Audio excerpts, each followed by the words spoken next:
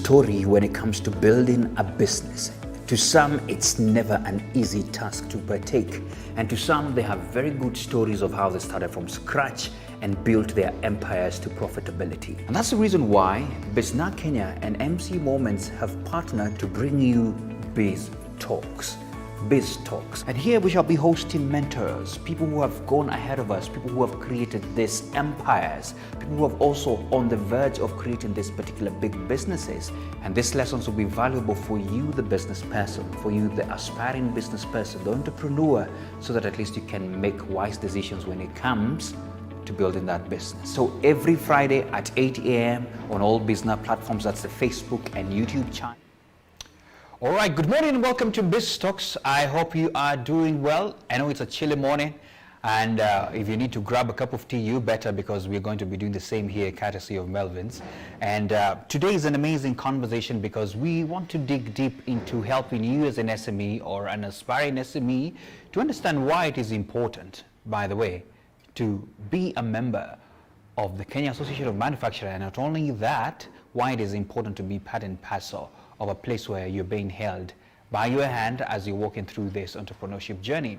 I have an amazing guest today, a lady in the house, and her name is Joyce Njogu. She's going to be telling us more about what she does at KAM and why it is important for you as an SME to be listening in. Remember, this conversation as well is ongoing on Twitter. Our hashtag today is BizTalks. And of course, another hashtag, building SMEs. So make sure you join into the conversation.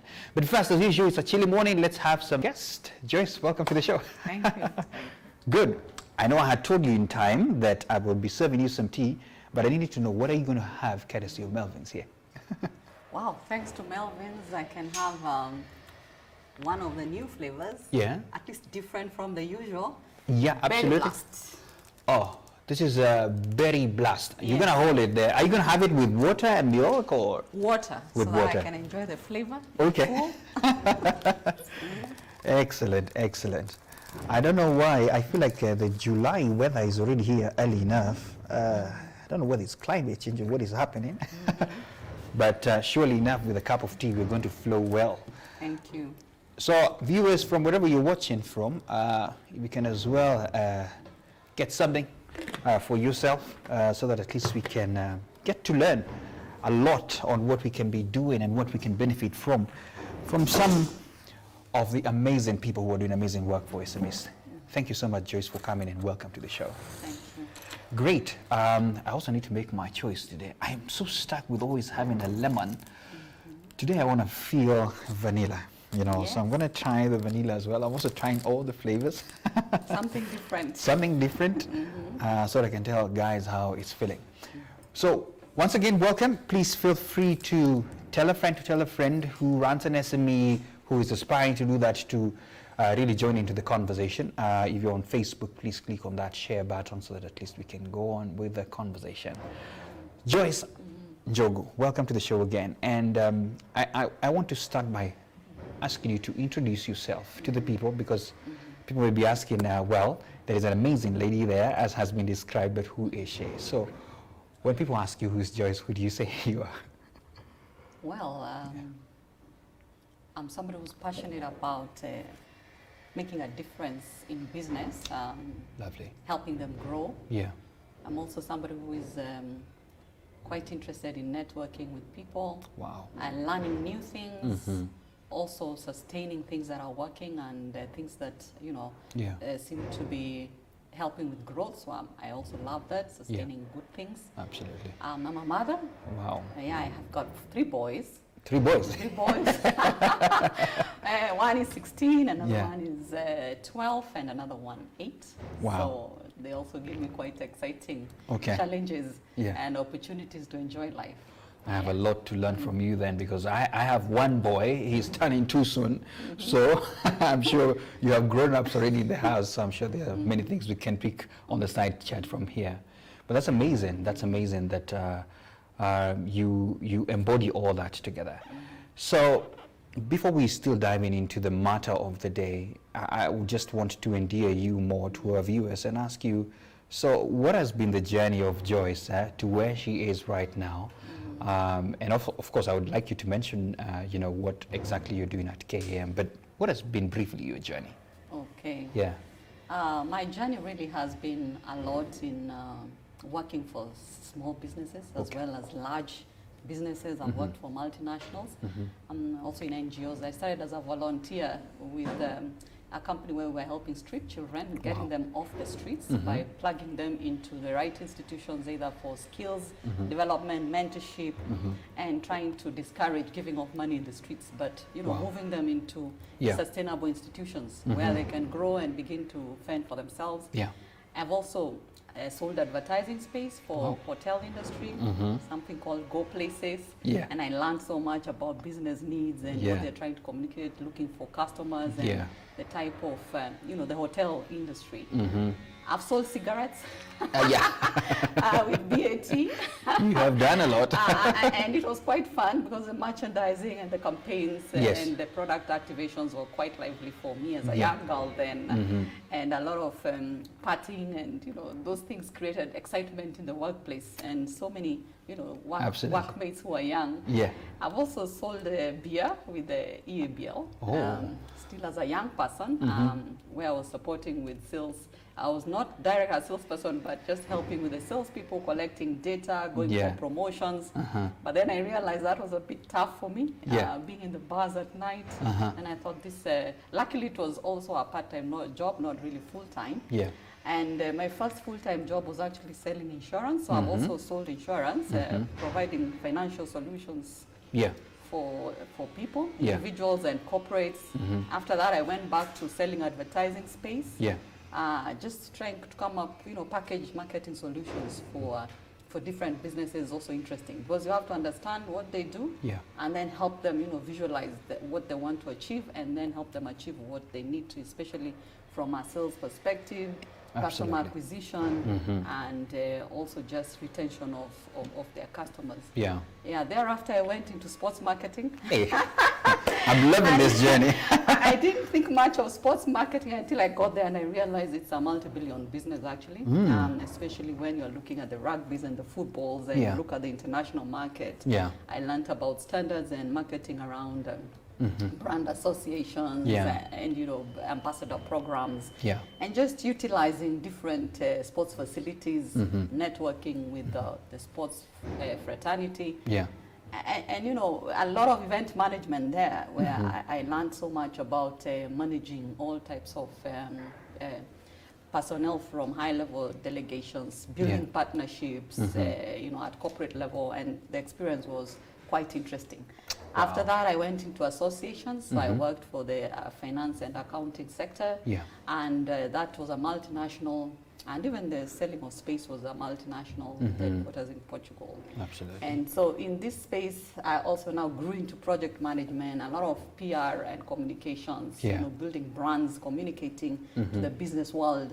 And that's where my first experience of really articulating SME challenges, but mainly looking at the financial aspects of what's affecting SMEs, how do they do their reporting, how do they then utilize financial skills to build their business. And thereafter I joined CAM, and now CAM is direct into manufacturing sector. And it was quite exciting because I went back to where I started, where you started from, absolutely. The production business and really, product, building products is not a joke. So at CAM I joined in and now I'm driving business development and consulting services for the manufacturing sector for all from small, medium to large businesses. Wow. But we have a category for the small business and maybe in the course of speaking I'll talk about how we integrate them into benefiting into all the services that we've developed over time to also be part of the benefits. Lovely, and I love this, my goodness. I can already see some people commenting here. They say they know you. I can see Wangari. I can see Nduta as well saying they can listen in very well. Welcome, guys. And of course, my good friend Coach Burale as well is saying he's watching. Thanks a lot. Keep them flowing. Wow, what a journey. From what you've just spoken, let me tell you what I've picked out. I feel like you have gone 360. 360? I feel like if you immersed directly into any SME, you'll be able to tell them this is how to market, this is how to do it, because, I feel like you have the touch of the ground from, all those sales that you had to do all the way in the ground. It sort of like makes you, this super person. When you get into there, you can definitely help somebody out. And of course, if you're an SME, feel free to throw in any question. You see who we have on the table? Great. So, I'm going to ask you this because you are leading an amazing department under KAM, and I want to know what that is a bit in detail. And of course, tell me why this passion for SMEs. Yeah, please go ahead. Well, at CAM, through the Business Development and Consulting Department, we make sure we are supporting businesses to be competitive, not just locally but globally. Yeah. So we look at all aspects affecting competitiveness, and then engage members heavily to pick out demand or their needs. Yeah. And from there, then we offer them services that can help them grow. Yeah. So this, from the competitiveness angle, they cut across many areas. So we have like the Center for Energy Efficiency and Conservation, where we look at productivity from an operational perspective. How you utilize your energy, how you utilize your water resources, your raw materials, that entire production process, and how to optimize. So that's really farm level. So that reduces your cost and makes you more efficient. And by the way, let me just interject that you also train, businesses and SMEs as well on how to manage their energy. Yes. So SMEs are part of that, and luckily for SMEs, we look for partners who can help subsidize the costs. Wow. So as we support large businesses, SMEs actually need that even more because they don't have experts like the way large businesses have experts already in-house. You're right. So they also participate, and we try to subsidize costs for them. Sometimes 100% subsidy, sometimes 50. It depends with the partners that we get. And we also have energy management awards within that center, and we have an SME category. And it's wonderful because we're able to showcase the difference they've enjoyed, the savings they've had maybe in power costs, the innovations they've put in terms of the kind of technologies they've had to adjust to. Even just, simple behaviors to help improve their lighting efficiency. And they save a lot of costs, and we have so many who have testimonies of how much they've saved, even $500,000, just by even being on the right tariff. So within, and even saving on water, having the right technologies for water, raw materials, and how we connect them to other partners to share in terms of circular economy. Very true. And also within that, we grew it into the Center for Green Growth and Climate Change, where we support SMEs and other large businesses on environmental compliance. Absolutely. So we look at how they manage their material flow and issues of sourcing, how you produce and how you dispose. And then back to the loop. And dispose also then need to be pure waste. So how do you connect that waste to somebody else who needs it? All that way. And even how you manage your water, your effluent discharge, because a lot of SMEs have challenges with workspaces. So sometimes you're in a place that was not necessarily an industrial space. So you may struggle with how you manage those kinds of things. So depending on the sector they are in, it will depend. That will then influence the kind of intervention they need. Absolutely. So within that Center for Green Growth, we are also building their capacity to grow in a sustainable manner in terms of best practices in the way they manage their staff, skills development for their staff, and also share some of the experts within the sector without necessarily employing them to support them in managing their efficiency levels. We have the Manufacturing Academy, where we do outright trainings for management trainings, because SMEs also struggle with actually, just pause there, because I need to emphasize on that, because we have a lot of people who are watching and are SMEs, and they need to know there is an academy for you to do what? Go ahead. To be trained, and a lot of them have come through the academy and they've been trained. Wow. And as I said, we also look for partners to support so that they can access the best experts and at a low price. So thanks to our partners, we're able to offer that. So there's training from management, leadership, governance, also middle-level management, supervisory skills, because SMEs also struggle with supervision. You're struggling with thinking about your next strategy, you're struggling with your people and how they should be productive. Again, good manufacturing practices, you still need to meet the right qualities and standards. Then also shop floor, shop floor staff, we support them to understand how to be productive, how to utilize the resources they have and increase profits for the people. So we deal with different categories, from salespeople, production people, the leaders themselves, and also some networking events with HR managers and other associations, just to bring the topic of manufacturing close to everybody to understand. I have picked so many things in that conversation. Number one, yesterday I actually visited one of the biggest metal producers in the country. And the fact that you talked about energy management and all, he said one of the biggest costs they ever have, and they're always trying to learn how to manage this energy, is actually the power costs. They're also trying to do as much as they can to reuse, that circular economy that you talked about, some of their waste and all that. But the most interesting part that you've mentioned that I really want to emphasize on is that academy that you've talked about, because I had a business coach as well on this platform, and he said the cycle of SMEs is about 5 years, and then they die. And the reason why they die is not because they didn't have an excellent product or an amazing way of doing things, but it's because they didn't learn or forgot that learning is still an ongoing process. So some of them don't put down structures well, those management things well. And so if you're watching and you're one of them, you better say there is no place to go and learn, because Joyce is here. And of course you will tell us how anyone who wants to join in can join in. Before we get into those processes, I would want to ask you, because in your day-to-day interaction with these SMEs, there are definitely things that you've observed. Some of them, like what I've given an example, some come and die, others come and go, others you don't even know about them, and others do very well. From your observation, what are some of these challenges that you have seen that face, manufacturing SMEs especially? And let's first of all even talk about just challenges before we go to the opportunities that you see they should tap on.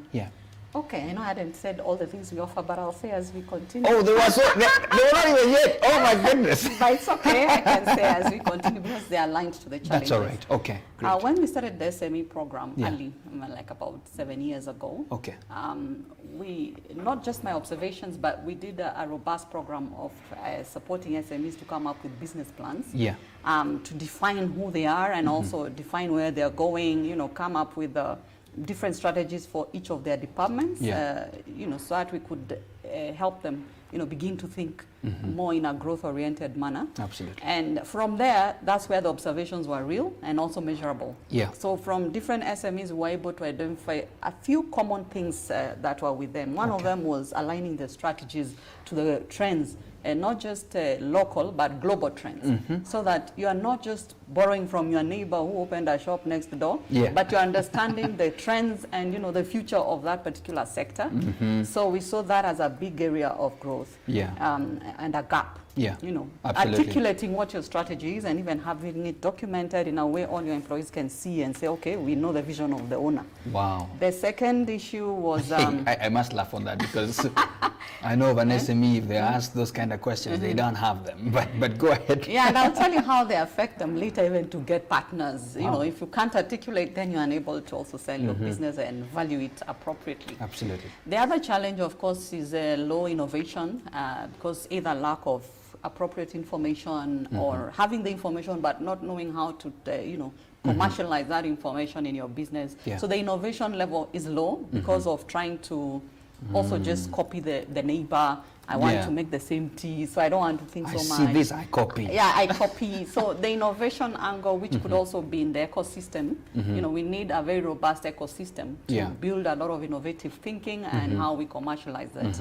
Also technology, you find sometimes people have the wrong technology that makes the cost of production very high. Getting raw materials in a sustainable manner or even cheaply is a problem. Sometimes if it rains like that, you find those in food processing, for instance, some roads are so messed up, farmers keep changing prices, so you're unable to really sustain a price that can make you competitive in the market. Others, quality, you're struggling to get certifications, either from KEBS or also global certifications, depending on whether you're targeting a certain global market. So those challenges of compliance, so you're complying quality in terms of the regulations, compliance in terms of your customers, what they're insisting is their requirement. So you find it becomes costly for an SME because they can't do volumes. So economies of scale affect them. They don't have enough money to cash in on raw materials, large raw materials. So if they get a big order, they're stranded. And maybe standardizing that order, you find that 1 cup, 2, 3 cups are okay, the 5th has a problem. So that issue of standardizing, also a problem. Yeah. Retaining employees.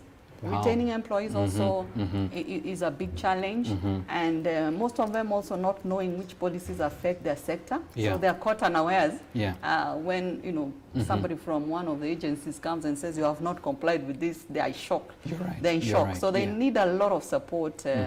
First of all, to be aware of their sector, their compliance levels, their business, their markets, and we do a lot of seminars and workshops to support them through another area we call business information and market development within still our department. So within that, we are able to structure.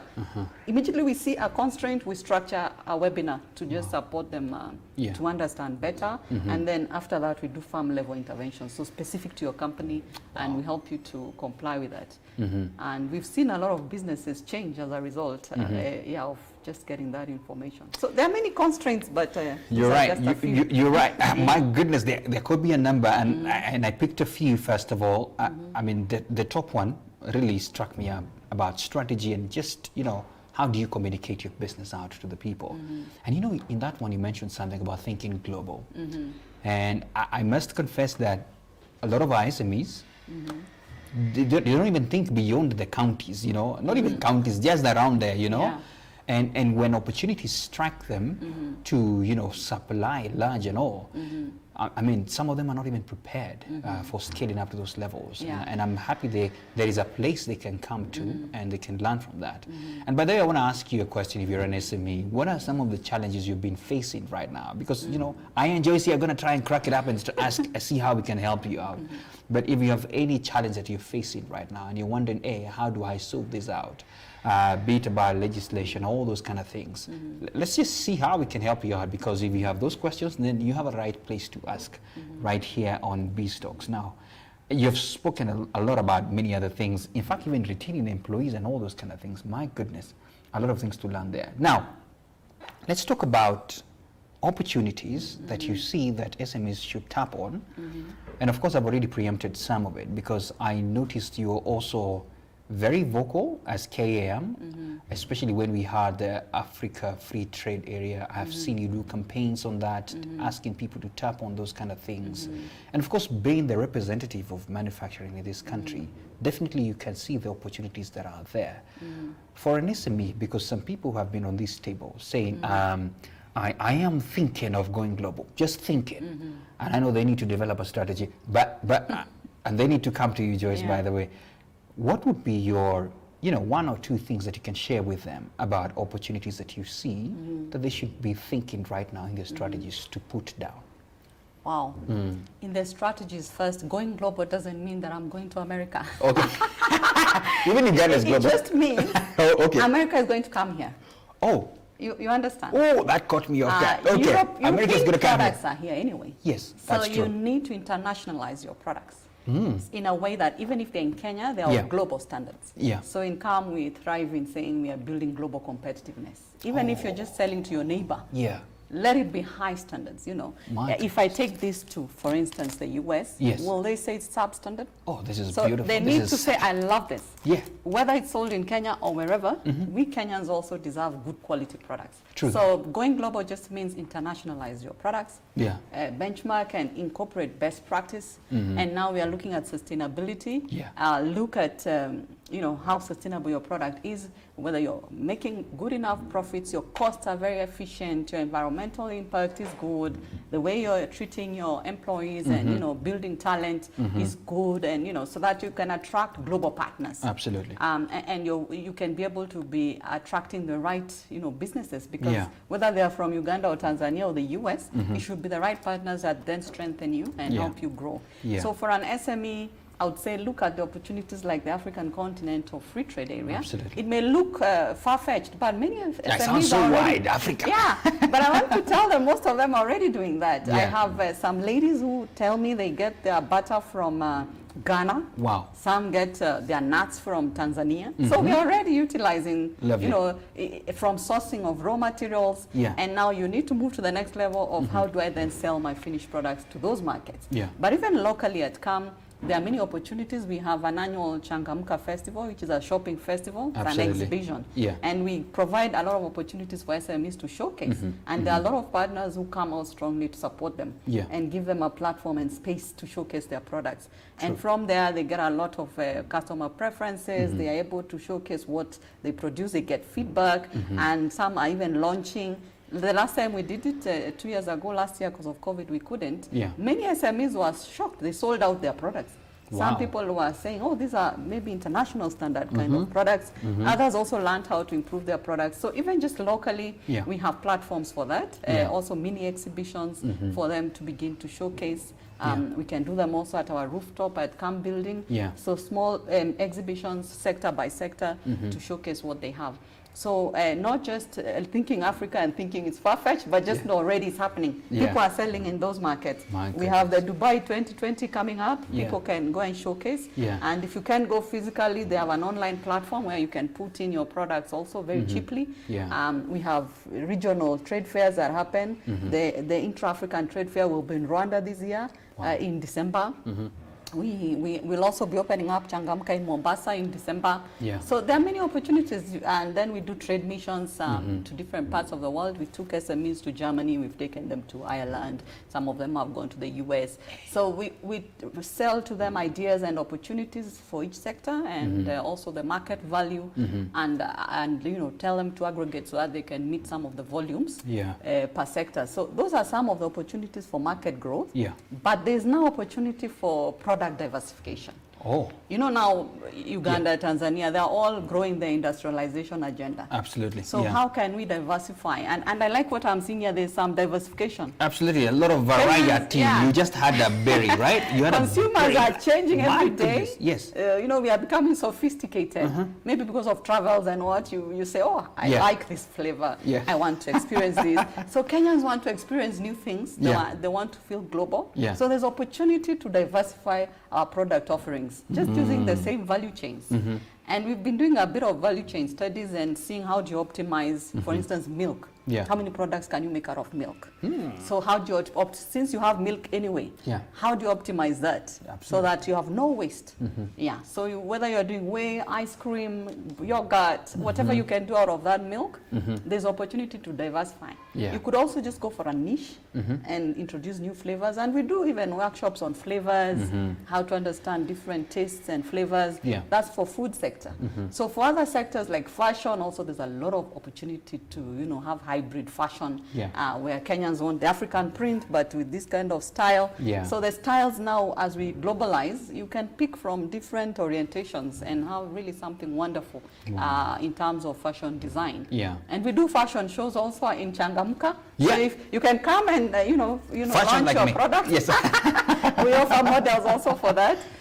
For metro sector, of course, there are challenges. So there are some opportunities like subcontracting, where you can get a large business to help you meet their requirements. They even train you on how to meet their product specifications, and you can subcontract. The metal sector is one of the big ones. They can subcontract to the automotive sector, to the steel companies. So subcontracting also is a big area we are doing to support members to do that, and also contract manufacturing. There are some SMEs who don't have equipment. They just want to push a brand. So you can get another company to produce for you your products, and then you sell your brand. And then you sell your brand. Sometimes selling is a problem. So we are looking at having distributors that can then come and, you know, support a large number of SMEs. Because even supplying to a supermarket can be a challenge if you can't meet the volumes. So you may have very good quality products as an SME, but you may not meet volumes to sustain a supermarket. So how do we have aggregator distributors for SMEs only to help them then build, you know, numbers to that? So there are many opportunities. There are gazillion opportunities. My God, I didn't even think there would be that many. Let me just speak the last one, because the last two SMEs that we've had on this table, I remember Mwachaka, when they came here, they said the demand they have is so large that they cannot meet it yet. And that got me by surprise. I thought, whoa, okay. So, and this is the story of some, actually not some, all the SMEs that I've had here, the demand is so high. And I really shout out to Kenyans who are really supporting, you know, our local manufacturers here. And you're speaking about opportunities that are there, that you can enlarge your markets to meet the volumes. And I feel this is the best time to bring in the other question, because assuming I'm an SME, help me or anybody who is watching there know, of course, there are so many things they've already picked from now, but why should I join the Kenya Association of Manufacturers? As an SME, I have had all these opportunities, but maybe I'm still struggling with that question. Why? I want to give you that opportunity. Tell them why. Well, at the Kenya Association of Manufacturers, we really value SMEs from the board level. We've had a lot of think tank, thinking and planning from board level to also a committee we call Business Competitiveness Service Committee, where we've heard the likes of Laura Mutahi, Helen Kimani from, and then we have another gentleman called Pankaj Bedi, people who are passionate about SMEs, even an SME there, Ivan from Green Pencils. So we've had quite a number of people, Suresh, Patel. We've been thinking through as we see how do we make SMEs benefit, and eventually through a lot of caucus meetings and a lot of brainstorming and thinking as we develop products, utilize, we then launched the SME Hub.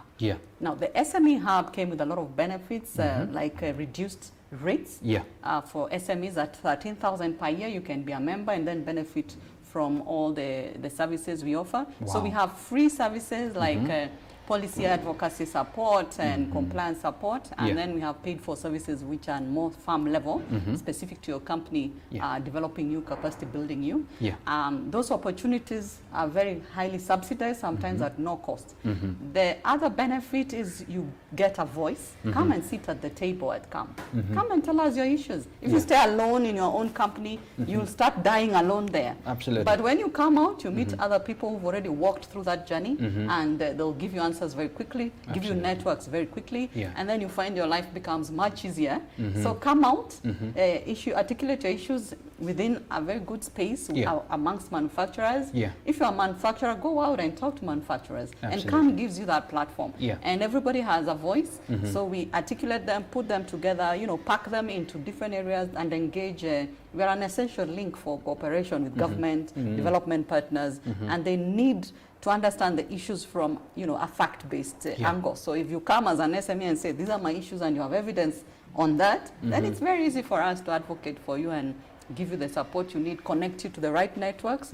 We also do a lot of B2B arrangements, so we can connect you to who you need very quickly. Oh, that's what you call B2B. Yeah, business to business, or B2G, business to government, or B2C, business to consumer. Those things are big words. But they're really simple things which we do in the business. So those are opportunities for them. Also a lot of webinars, and you learn a lot from our information service. So we are always sharing information on what's happening. You saw the campaigns we had for AFCFTA, the networking events that we have. So I know a lot of SMEs who told me, oh, I joined CAM, I grew my business. Just by networking with people there, they're buying my products. So again, that's a network for people to buy your products, and you grow. People connect you also to equity partners. We have some SMEs who said, after doing the business plans and the business growth program, they were able to articulate their business and attract the right investors. And they've scaled up so heavily. They're exporting all over the place just because of being able to do those business growth programs. And then they're able to value their business and they're able to negotiate.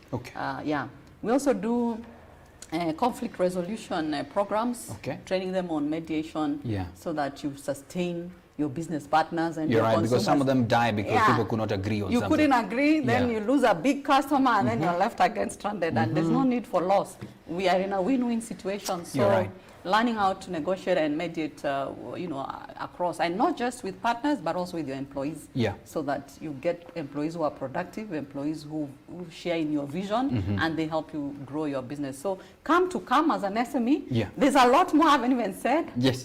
But first come to CAM. And once you register, don't just register, show up for meetings. Because sometimes people register, they don't show up for meetings, and then they wonder, how come Company X is saying they're enjoying so much? You're right. We connect connect also value chains together and, you know, put you into different value chains as you sit in the different sectors. Absolutely. Because we also cluster them into sectors. We cluster you into your region. So we have 7 chapters in the country. So if you're in Mombasa, we connect you to the network of Mombasa. You still have opportunity to connect to the sectors. Yeah. So you're constantly learning, and Yeah. we do a lot of research and share information with you, with the Wow. McKinseys and others, and we're always giving you up to date. Like now we have very good information on post-COVID economic recovery strategy. Oh. So those are opportunities Yeah. per sector, and we tell you this sector, these are your opportunities. And this because is of how you COVID, can. this Yeah. has showed up. Yeah. And some SMEs really thrived during the COVID time, coming up with the health-related products and services. And this The is masks, all well researched, sanitizers. evidence-based and all that. Yes. Where? Now, anyway, I'm just calling out on people. Don't say that you know what ideas are out there. And I think you've already converted a few.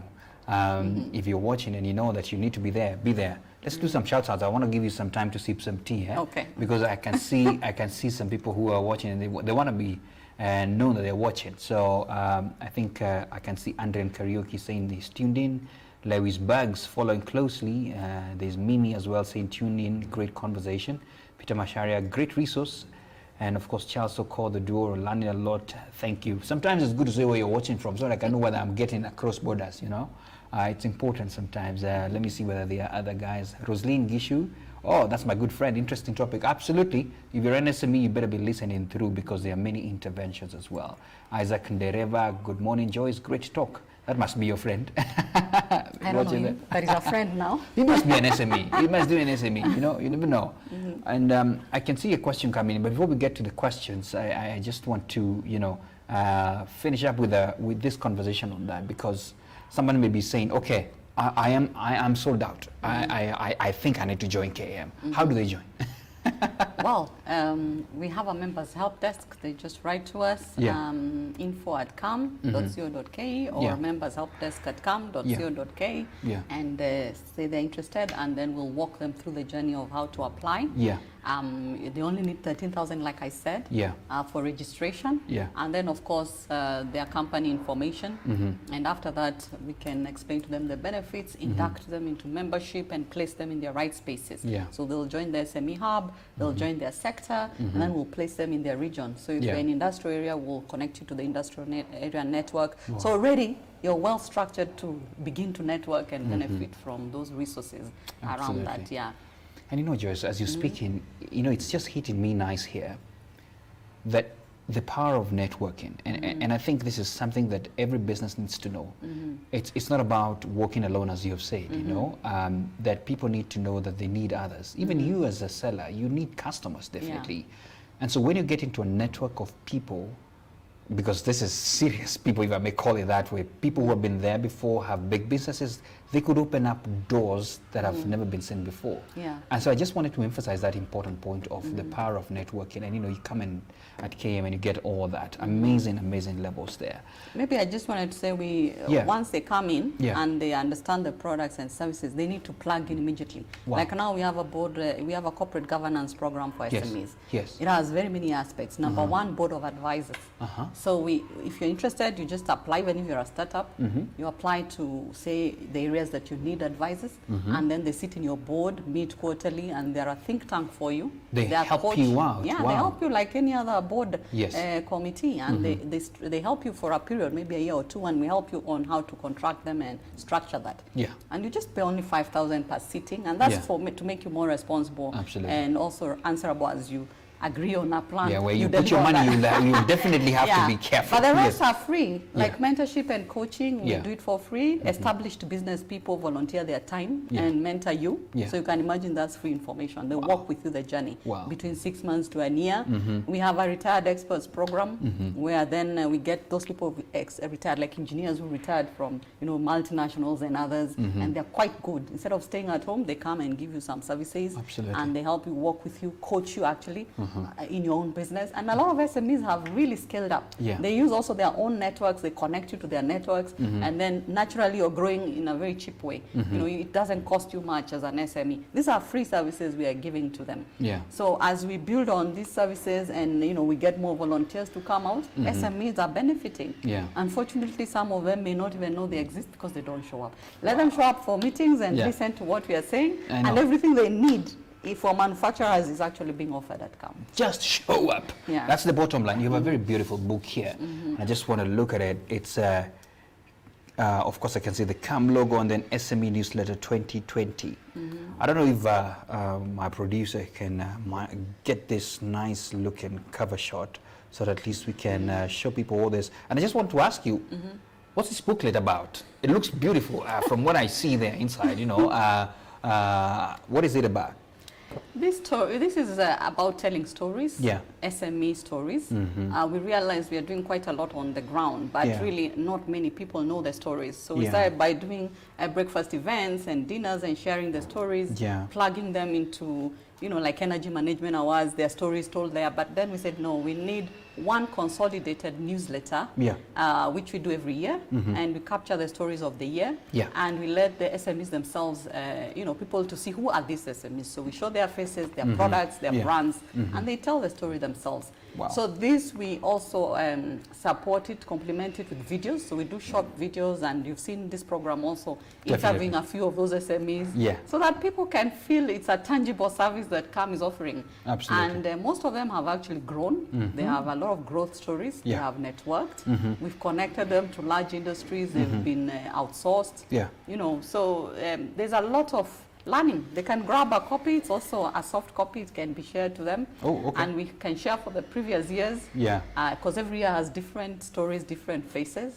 And also at the beginning, the people behind the work that we are doing, from our chairperson, Mushai Konyiha, our CEO, Phyllis Wakiaga. We have the chairperson for the Business Competitiveness Committee, Pankaj Bedi. There's myself. There's the SME Hub chair, Shiro Waidaka. And then we have Nduta Ndirago, who is the SME officer. So the people behind this SME I saw Nduta online saying hi. She's quite excited, I hope. I know. And there's a picture of you here with very big guys here. I'm seeing Equity Representative Polycarp gathered there. What was happening? I'm seeing you watching some SME stuff there. We do financial linkages programs where we get experts from banks and other financial solution providers. And this one in particular, we had Equity Bank, and we had just signed an MOU to talk to SMEs, and we were talking about resilience and sustainability during COVID, and the opportunities that they could have either through e-commerce, payment solutions, you know, and also distributor programs that they have through their agents. So Equity hosted an exhibition at Crown Plaza, and Polycarp himself showed up. So we are calling out to leaders like that. And he talked about the manufacturing process and every step of the way where you need financing support and the solutions that they have. And he's quite knowledgeable. So the SMEs really cried out and said, why don't you bring us experts like this? You know, Polycarp has also been in manufacturing for many years. Absolutely, he's also vast, so he gave a lot of insights, and we have a lot of our members who have insights, and they volunteered to share the same insights to our members. But most importantly, we wanted SMEs to showcase their products. Wonderful products, and most SMEs have very high quality products. As we said earlier, it's just scale, how to scale that, meet the volumes.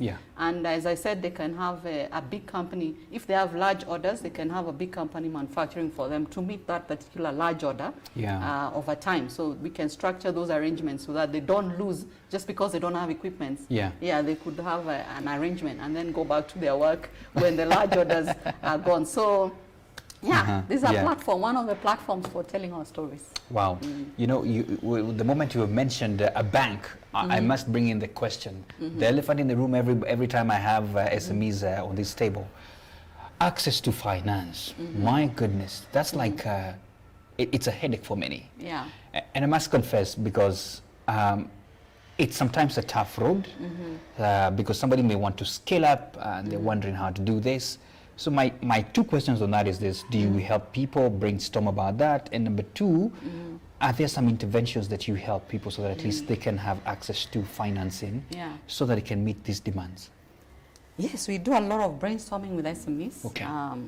When we had the caucus, we had even a subcommittee just on financial solutions, engaging different providers, insurance, banks, private equity partners, engaging them, understanding what they're offering, and also, letting them understand what SMEs are looking for, because sometimes people develop products that are a mismatch to the SME. And, sometimes we talk of the medium size, but a micro, you'll find a micro just want even 50,000 to pick some raw materials quickly from somewhere, or to get the right packaging, some packaging solution quickly, or labeling. So it's 100,000, half a million, really little, but because of collateral issues and probably not having a history with a bank or a relationship, you find they're challenged. So they go to their relatives or friends for those kinds of things. And if the liquidity is not so good, if you don't understand your product life cycle and your credit worthiness, again, you're challenged. Because if you're doing cheese, cheese can take up to 6 months or even a year to get cash from the date you procure to produce. It takes so long to become cheese. Then you sell. So you can imagine all that time you still have people to pay their bills. You have to pay rent. So those challenges, that's why sometimes they have liquidity challenges, and you find banks not finding them very attractive. But we've been able to identify banks that are willing to work with an SME. So we do financial literacy programs in partnership with the banks, and then they share how do you build your records, bookkeeping, how do you track your sales, and partner with different people who can pay you more promptly, and then you build your liquidity, and then they support you. And we realize with the banks, we are not telling the story of those SMEs that have actually enjoyed relationships with banks, and they are there. And when we listen to them, we are shocked. Why aren't you telling people? Because we're always saying banks are not the right people. But once you build your relationship and they know you, then we're able to do that. Then we also have a wide range of banks where we've signed MOUs so that we give options and say, okay, you can work with this bank for technology acquisition. This bank is offering this, maybe connected to certain countries or just locally. People like Kirdi also can develop technologies for you, and the KIEs. So government alone has enough institutions to help SMEs. So we look at that. We could also look at patenting and how that increases the value of your brand as an SME, and you're able to also access finance. And now with the laws changing, there's a lot of opportunity to use your assets as collateral, or also to just use even your shares, or when you capitalize your brand and say this is the value of my brand, either through intellectual property, like that. So there are many opportunities to then offer the bank to give you services. And as we evolve with the guarantee funds coming in, SMEs can get even more affordable services. So another thing SMEs are looking for are favorable conditions. Even if you give me money today, please give me 3 months grace period, give me less, less interest rate. I know. And such. So looking for partners who can complement banks so that SMEs can get this.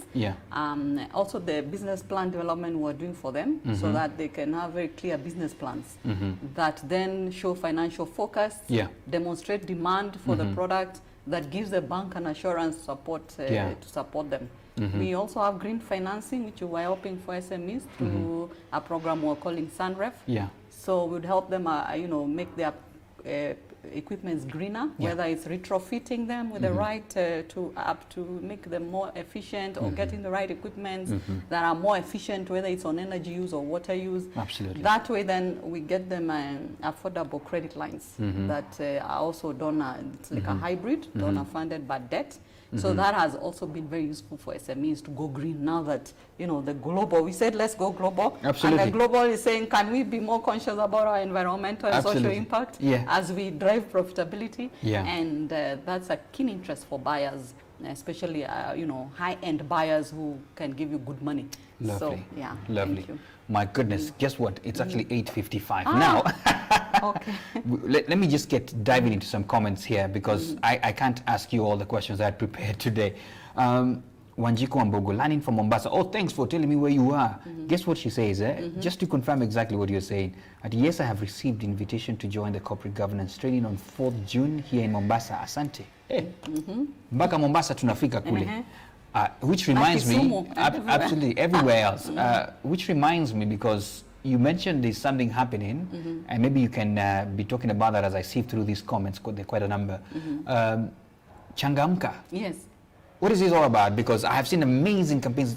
I know, I'm just trying to show you that sometimes I want her to speak it out, So Changamka, tell us about it, and, what people need to know. Changamka is Yes. a shopping festival, which we created a big brand name out of it. I like the name. Yeah, Changamka. Changamka. Otherwise, it's the Kenya Manufacturing Summit and Expo, Yeah. which we branded Changamka just to inspire Kenyans to come out and be innovative, creative, productive, innovate, have fun while at it. Yeah. So that's what the Changamka is. Yeah. But really, it's about showcasing local products, promoting Buy Kenya, Build Kenya. Wow. Supporting local content development, you know, helping government people to know, hey, there are local products that are high quality, buy from us, you don't have to import. Yeah. We are not saying don't import, but we are saying please consider that already. Kenyans have been employed somewhere, somebody is sustaining a business and they have high quality products that we can consume. Absolutely. It's about increasing local consumption of locally produced goods and also networking. Selling at X factory price. Yeah. It's about manufacturers meeting their customers head on instead of going through retailers and search on a normal day. Yeah. So cutting that distribution cycle and say, come, let's talk. I'm the manufacturer.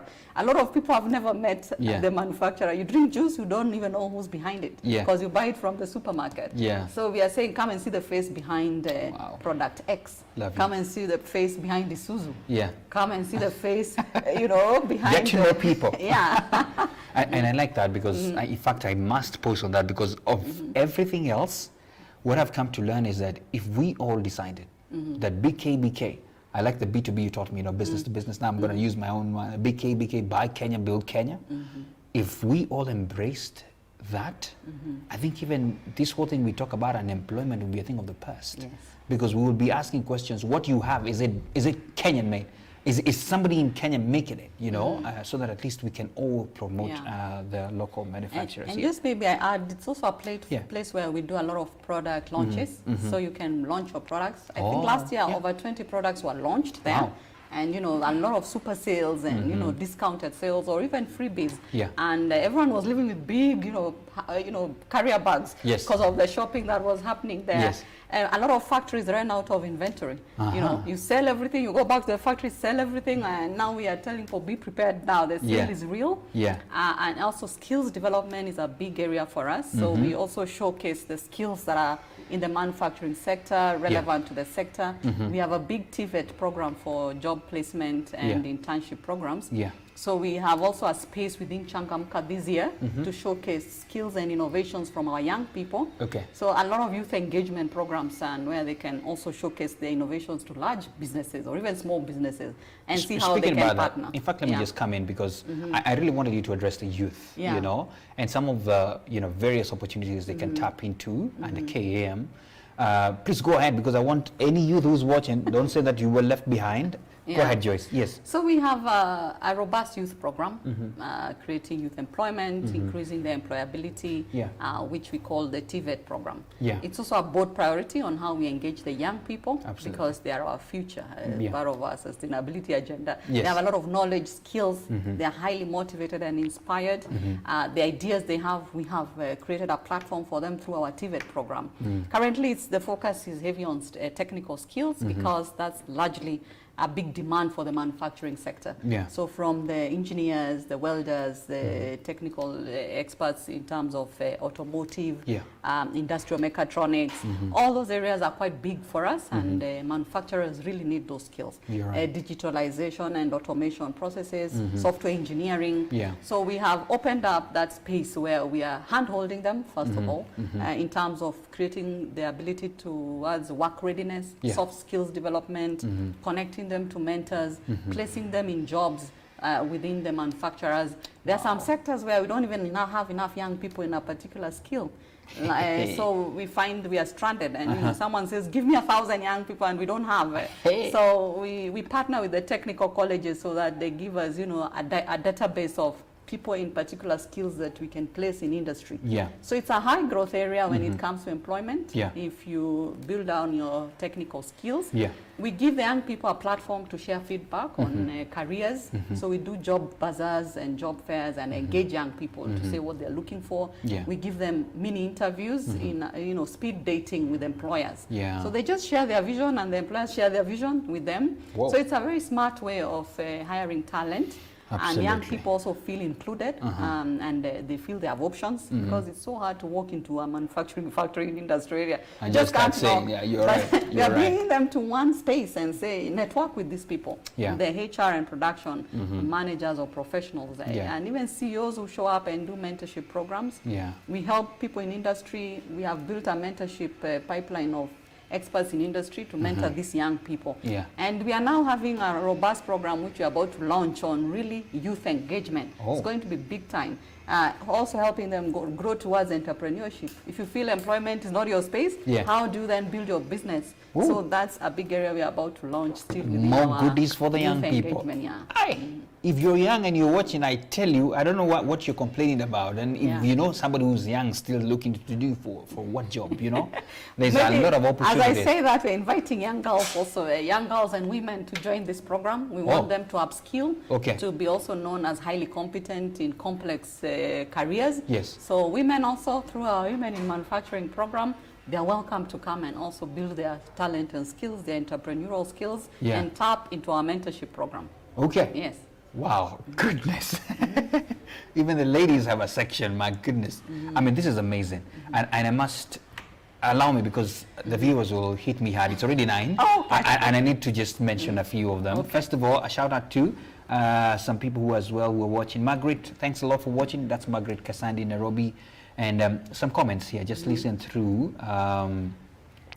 Nemo, I'm Joyce from Spot On Apparels. Oh, okay. We have been members of KM for 2 years, and the benefits are numerous. I encourage SMEs to join. Great job, Joyce and team. Thanks a lot, Nemo, for that. Thank you. You also added something.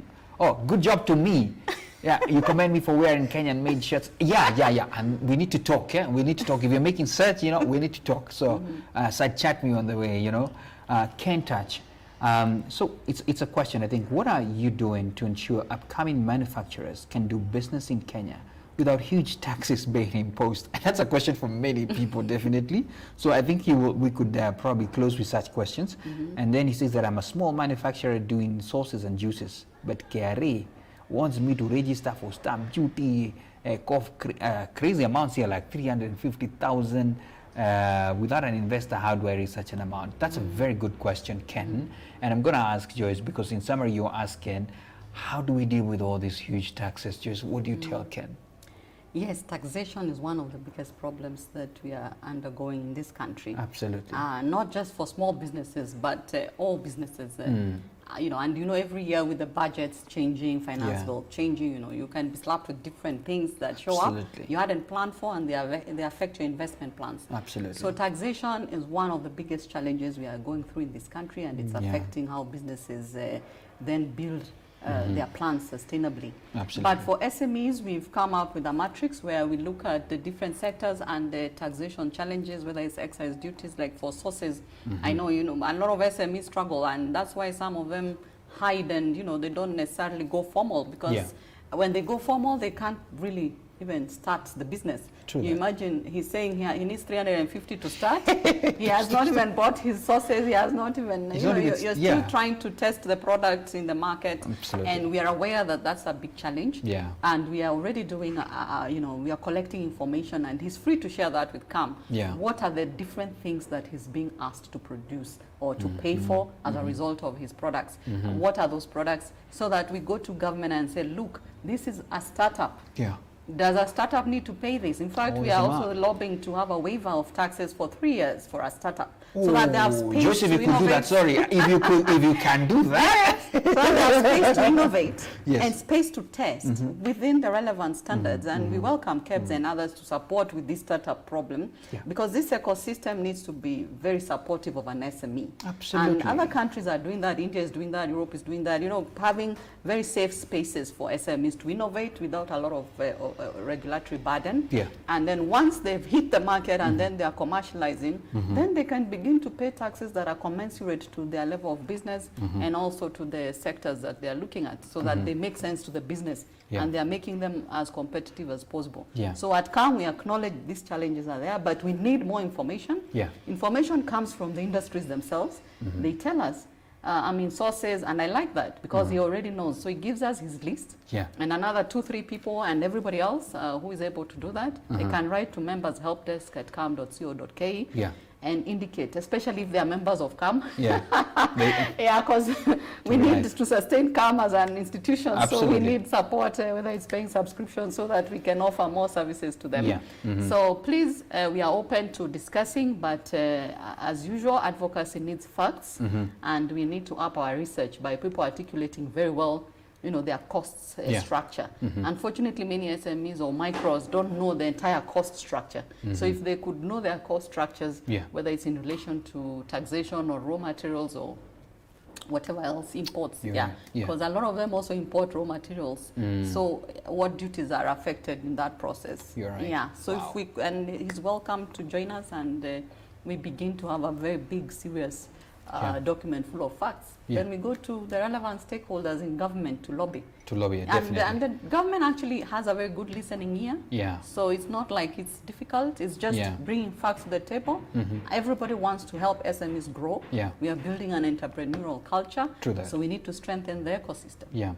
And Ken, and I think, Ken, I feel you're not just alone. There are quite a number. We have had some people asking similar questions. And so you have it there, you have an answer. And Joyce, I just want to be very, very honest here. Government, yes, has a listening ear. But the truth is if today I wanted to go and see the Minister for Industrialization, it's trouble. But for these guys, for you guys, it's an easy road because, you're an association representing many others. So, Ken, there you have it. I hope you remember. If you're not joining there, so your grievances as well can do that. And that will be very important. And I must congratulate you as KM because, you were very instrumental in the minimum tax conversation. I personally, I must say it was a relief because I was like, where is this money going to come from? I was in so it was good news for me and good news for many others as well. There's so many things we could say, but because of time, guys, allow me to, oh my goodness, Nemo, we need to talk. She's responding, yes, definitely side chat me. Ken, is there a way we can break down the KM registration fee for SMEs? We pay in bits. Can they pay in beads? Let them come, whoever wants to pay. That's a special case. Let them come and talk to us, and we see. But generally, most people pay up from the 13,000 through M-Pesa even. Not complicated. Excellent. Thanks a lot for that. Oh my, there were so many other conversations. Mike, my goodness, can we maybe just touch this one more question, then we close? Okay. Mike is saying for KM, I'm sure this one has been answered somehow, but anyway, I'll ask it. And try to answer it in a sentence or two. What are the steps being taken by KM for manufacturing in the country, since we're importing almost 100% everything made in Kenya? That's Mike asking that. Is there anything you can tell him? We have a document, as I said, the post-COVID, the economic recovery strategy has consolidated a lot of the opportunities we've seen in reducing imports. So like an import substitution strategy and looking at how can we then develop new products in Kenya to subsidize that, because a lot of people say it's cheaper to import things than to produce locally. So how do we create that capacity to produce locally in an affordable way and then serve our Kenyans? Because we saw we couldn't import during COVID. So that was a wake-up call that, hey, even if we love imports, there are times you would stay without something simply because they can't get into our country. So there's now a lot of inward thinking, and there are many strategies, the local content development. I'd mentioned some of those, and even in industrialization policy, investment policy, and those. But really, from a business development perspective, there are so many incubation centers right now in the country. How do we operationalize them, both private and government incubation centers, to begin to see the demand size of different products and how we meet those demands locally, and what it is then we need to import. Because we still have to import and export as Kenyans as we open up markets in Africa and the rest of the world. True that. Wow, lovely. You know what, Mike, I hope you've gotten an answer there. I want us to end the show, but I want to changamsha you as you tell me if Mike wanted to participate, or Ken, who was asking, if you wanted to participate in the Changamka Festival, how do they do that? They just write to us. We have the manufacturing expo at cam.co.ke, and we'll guide them on where they can participate. So Okay. there are booths there, there Yeah. are those who are sponsoring, but not just the booth. You could register that you want to launch a product. Those are Yeah. free. So we'll give you a stage and a platform Okay. with sounds and lighting, and you can do your thing there. Okay. In terms of launching, you can Yeah. do product testing within your booth. We Lovely. can help you. So just write to manufacturingexpo@cam.co.ke and we'll be able to support you. Yeah. It's going to be, I see Changamka is really exciting. It's going to be in November in Nairobi and December in Mombasa. Yeah. But just before Changamka, we have our Energy Management Awards. It's going to be in August 29th. We recognize, your Okay. best practices. Yes. You can still apply to Yeah. be assessed Yeah. as an SME. We are quite lenient in that area. It's a walkthrough audit of your operations, Okay. and then we place you. And you Yeah. start benchmarking whether you are as productive as you should be in your sector. Wow. Thank you. Joyce, do you know we have spoken for more than an hour and 10 minutes? My goodness. I want to changamsha you with a berry blast. Since you chose that, I'll give you this as well. You can take this home, Thank you. Yeah. Buy Kenya, build Kenya. Courtesy of you. Melvin's, Thank you. Thanks to Melvin's. Lovely. And thanks a lot for the information, for helping SMEs, definitely. And I'm sure this is going to go a long way for those people who have questions, Yes. And there you have it, my guys. And we have a lot of opportunity right there to tap into right here at the Kenya Association of Manufacturers. And of course, a shout out to all of you who are watching. And remember, by the way, if you're watching on YouTube, Bizna TV, make sure to subscribe. Click that subscribe button as well. So more and more conversations will be going on to just help you build up, the SMEs and all that kind of thing. Wow, lovely conversation. Joyce is loaded. I think we'll need to get her here again so that she can tell us more. But it's been an amazing time with you guys. So all the best. See you. Keep working. Thank you.